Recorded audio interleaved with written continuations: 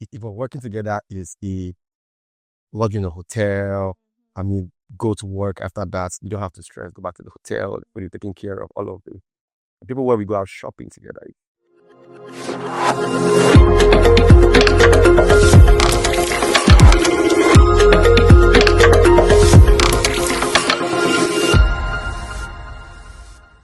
Hi guys, welcome to another episode of Unfiltered with Nancy Abel. And today I'm sitting with someone who's big in the fashion space. Yeah, he's trying to be humble. Hi Michael. Hello, good evening. How are you doing? How are you feeling? Stressed, tired. Why? Lagos. Lagos. Sorry. So you've styled a bunch of celebrities. I know you've styled Shella, TikTok, yes, I know, yeah. And you worked with people like Files and all that. What celebrity or which celebrity would you say you enjoyed working with the most? So I won't pick one person because everybody has their take. Media. No, it's not you. When I was looking at Files, Okay. he was somebody who kept the time, always kept to his word, and he was not industry first. Yeah. It was what it is. I need to get it done coming to this. And it is. And I like that. There's some other people I like the lifestyle about. I mean, if you're going out, it's RVs, it's full convoys. If we're working together, is a lodge in a hotel. I mean, go to work after that. You don't have to stress. Go back to the hotel. The food is taken care of. All of those things. The people where we go out shopping together is different. Oh, you need a PA. No, I don't need it. Wow. Dead on arrival. So you work in Lagos and you already said you were stressed. What's one thing that stresses you the most about being a creative in Lagos? Like, especially in your sector, like in your field. Being in Lagos, I like Lagos. I feel like everything is in Lagos, first of all. But the next thing is I feel, because of how Lagos is, people don't understand that some things are hard. Because everybody wants to make it. Mm-hmm. Everybody's...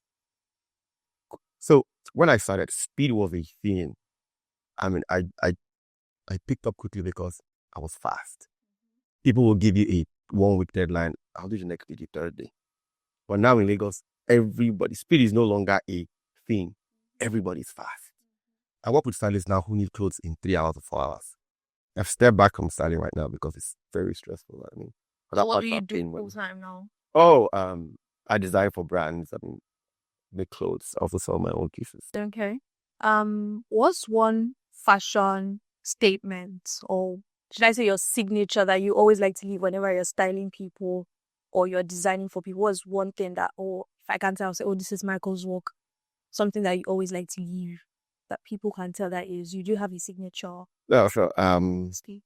Over time I heard people say, I saw this and I felt like it was you. I said it, I felt like it was you. And I also didn't think about it that much until that time I started to hear it a lot. And then I found out that there's something about the kind of fabrics I like to use. Okay. I understand that is one thing that I have strength in. I know how to source some of the best, uniquest fabrics, if there's a word like that. What sort of fabrics do you like? All the fabrics. Okay. You don't have a favorite? Oh, no. People will tell you cashmere is good, but I mean, sometimes... I don't even know which is really good. I just see good clothes and I just pick. What's one piece in your wardrobe that you can't live without? Currently. Your shoes. How many shoes do you have? 50, 70. Huh? I didn't hear. 50, 70. 70? Yeah, 50 to 70. I give them out. You have a room for them? Oh, yeah. That's a lot of shoes.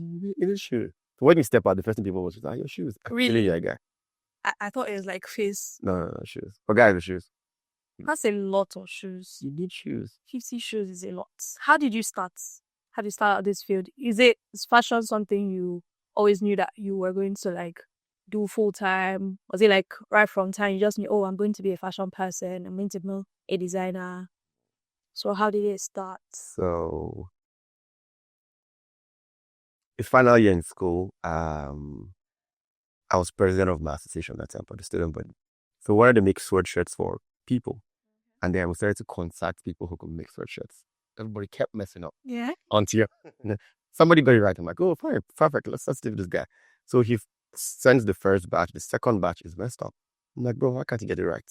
We search for 3 more people and nobody gets it right. The fourth person again gets it right. So I'm like, you know what? If it's possible for someone to get it right one time, it's possible to keep getting it right. So you know what? I'll try this thing. I'll do it myself. So I did like made a couple, and people in my room in school that time liked it. And then I'm like, no problem. So I went to work. You know how it is. Finish school, you could work. I got a job. I'm working. I got a job at this fintech firm from Finland. It's called Golly. And they were trying to sell services to people, the way people sell goods and stuff. And somewhere down the line, they said, you know what? I'm going to sell fashion designers, tailors to people at 50% discounts.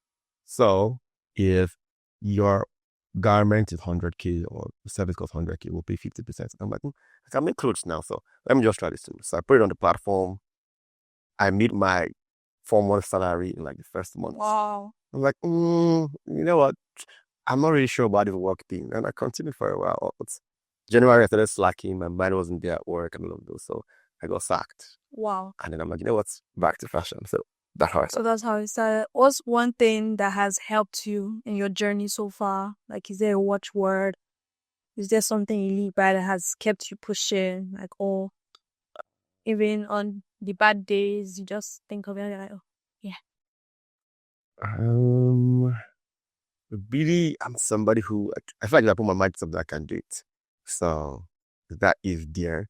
But what gives me the edge? I feel like I want to always be different. I feel like whatever I produce and somebody takes, wears, or sees should be different from whatever is outside at that point in time. I feel like that's the only way you can differentiate yourself. Mm-hmm. So it's basically that's the thing. It must be different. If the t-shirt will be something different about it. With like clarity. Yeah, just start at the beginning. Okay, makes sense. What would you say about the fashion scene or the style scene in Nigeria at the moment? We're next to Blow. Next to Blow, in what time? So music has done theirs. Movies have done theirs. Like fashion is next. Fashion is next. We're amazing. Are there any people out there now that you really like what they are doing with their style or what they're doing? Could be like artists, celebrities, influencers.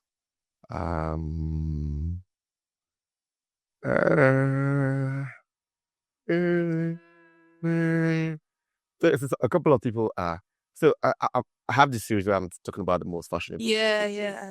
I saw. And so the people who work with stylists, and I don't know if I'll call them stylish, but hey, the people who are really stylish, there's some people who wear good clothes. It's a hydra of a lot of things.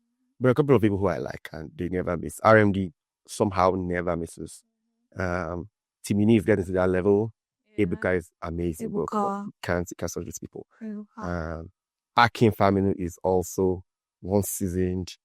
He looks like an old man in a young boy's body. He knows his style. He has mastered it. He does good things. And I feel like more men in that space, men lifestyle spaces is really not taken yet. So get more people to find. Yeah, need more. Yeah.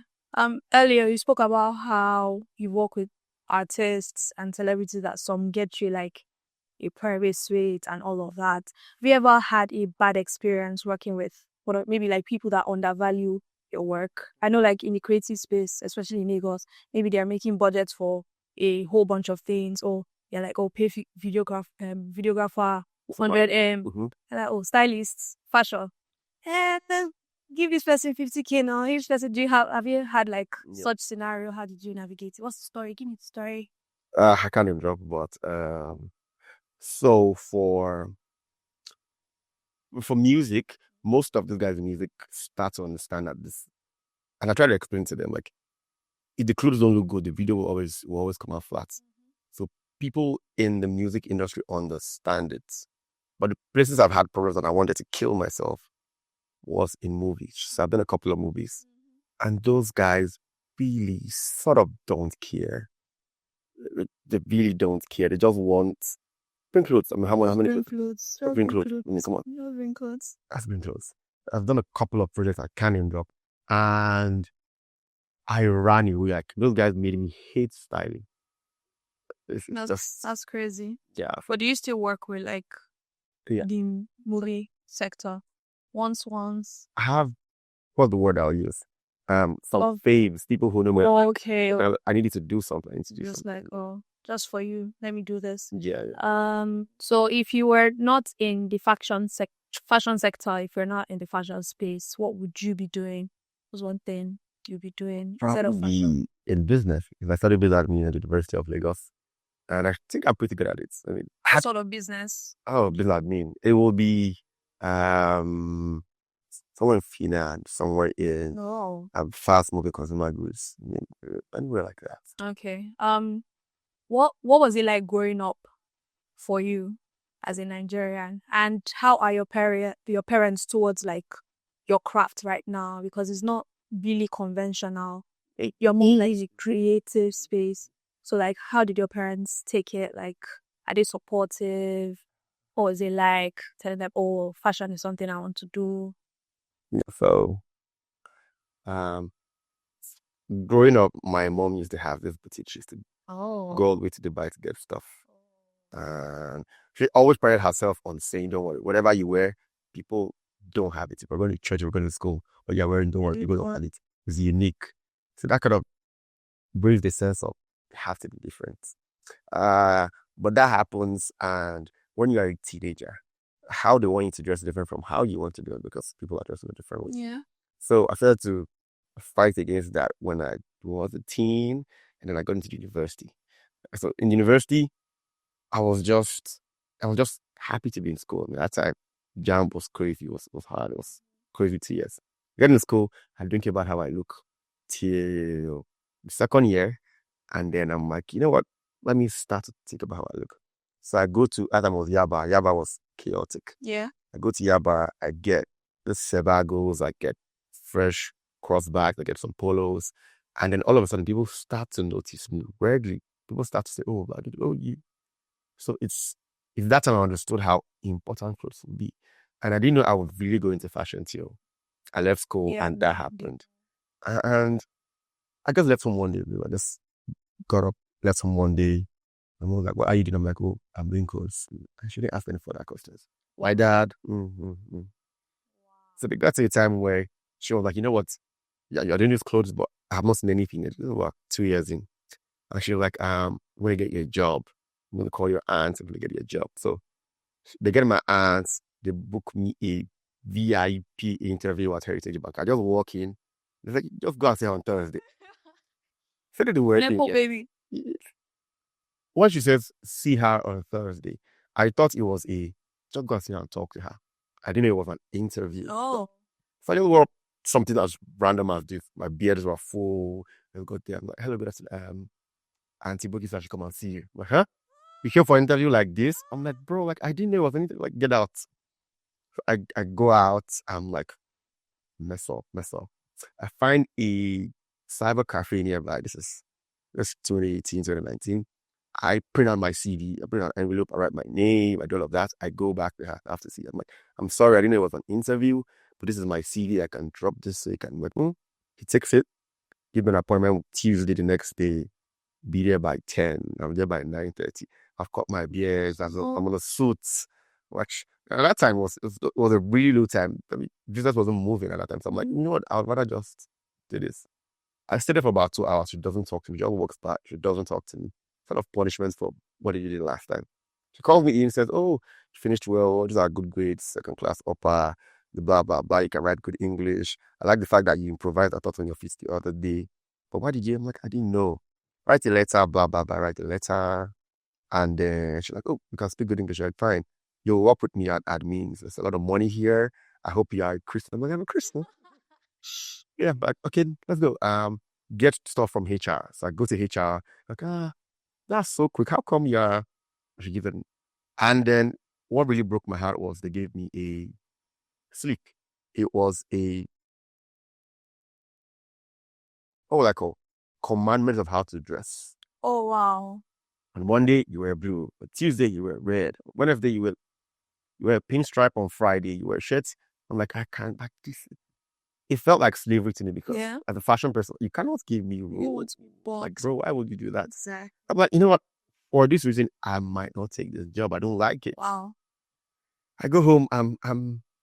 I went there with enthusiasm to like start, but with the rules, I'm like, no, I can't. I can't because I know it's simple to rise up in these places, dress good, speak good, kiss ass, and you rise up.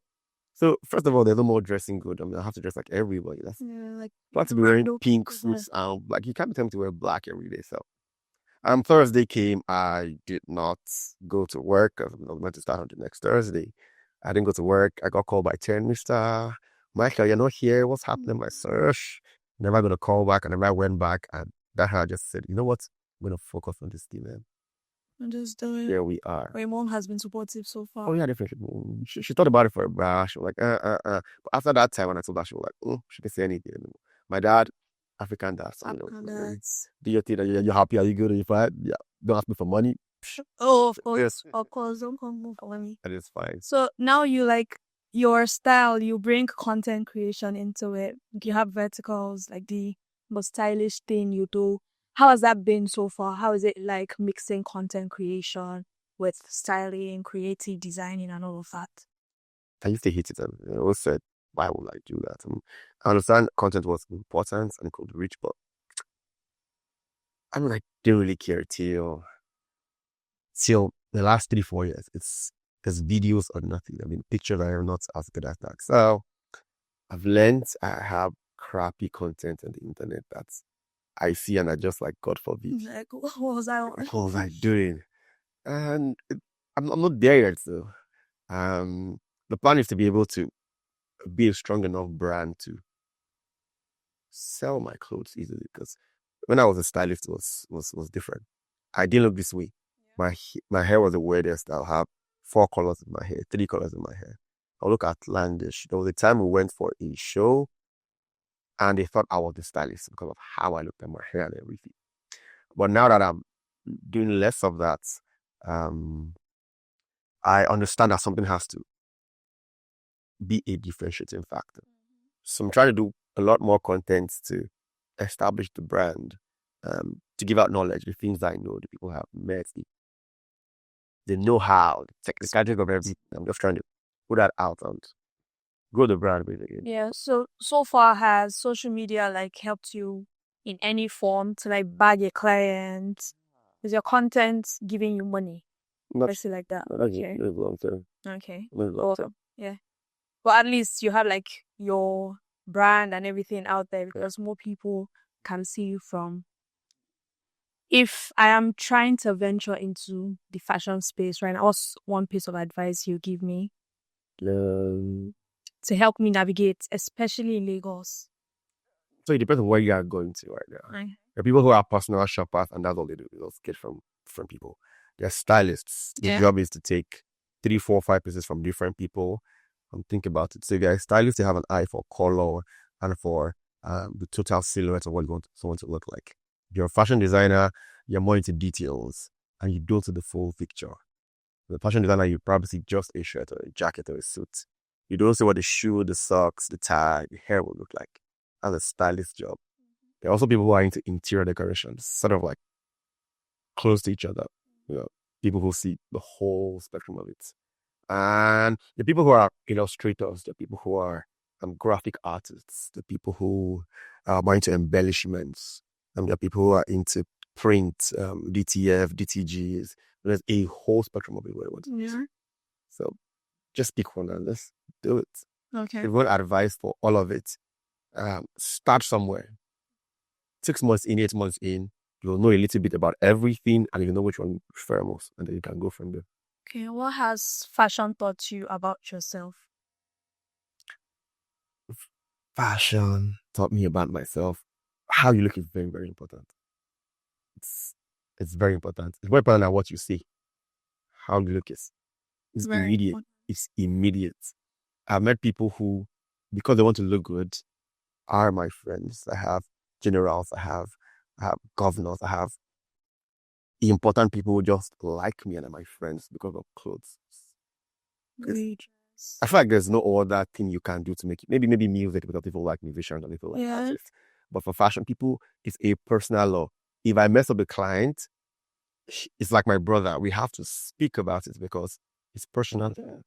It's the joy people get when they come into my space, get clothes, and like them, and show their friends, and they're excited. It's really intoxicating. For people really, really care about how they look, and apart from maybe education. How you look is actually very important. What's your most memorable experience or moment in your career so far? Who have you worked with that like blew your mind? Like, oh, I can't believe I did this. Oh, I worked on this. Some like a proud moment. So I think I have a problem. I'm never starstruck. Is a problem. I'm never starstruck. Yeah. So I have two experiences that stood out at me, and one was when I was called to style Wizkid and his dancers for his event. It was a bad experience because Wizkid did Wizkid things. Wizkid didn't wear it out. He just came, grabbed the mic, climbed stage. I'm like, bro, your clothes are here. Everybody like, your clothes are here. I'm like, bro, just wear my piece. And at the end, I'm gone. But he didn't. He just came and just ran. And the second time was when I was working with files.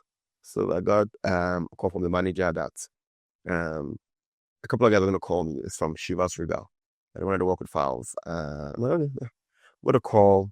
It was the smoothest, most beautiful, stress-free. This is not regular English word, but I have to use it. Stress-free experience. We spoke 2 months before the event. Wow. I sent them looks. We approved. They called on that meeting to say, okay, we approved this. It was smooth. A month before, everything, money had been paid in. Oh, serious? A lot of money had been paid in. It was easy. 2 weeks to go. If they're fitting, I'm like, Jesus Christ. In Lagos, don't worry. They're shooting tomorrow morning. They're calling you 9 o'clock this night. Are you free? They're calling you that. Look, can you achieve it, bro? Like, and I don't care. The mobile will change the next morning. The director will come and say, we are using black, but you choose black too. And they'll call you the next morning that because we call you this morning, you have 30 minutes. Can you deliver? God. Oh my goodness. So it never comes out. But that experience was just, I'm like, there's hope. Yes, there's hope. There's some people that have sense, they're somewhere. You don't have to find them. So yeah, I think that's an experience that really comes to my head. Okay. What's one fashion piece or fashion statement you feel like everybody should own? Like one thing we should have in our wardrobe? Could be accessories or anything. Right now, I would say straight cut pants. Straight cut pants. Or baggy pants. Okay. It could be denim, it could be tapestry, it could be linen, it could be wool, whatever it is. Like, just have baggy pants. Baggy pants. That's right. It just works now. It's fashionable, it's trendy, it works with different kind of shoes. Whatever shoe you have on, loafers, sneakers, half shoe, Timberlands, boots, whatever it is. This pants works. Yeah. Thank you. That's for guys. Oh, for guys? I see where nothing for us. It works together, but some people don't like baggy pants that way. Baggy pants. But you guys own it actually. Baggy pants, exactly.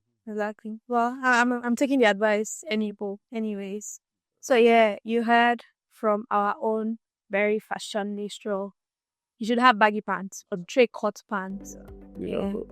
And if you watched up till now, please like, subscribe, and share to your friends so they could learn 1 or 2 things about fashion. And I'll see you next time.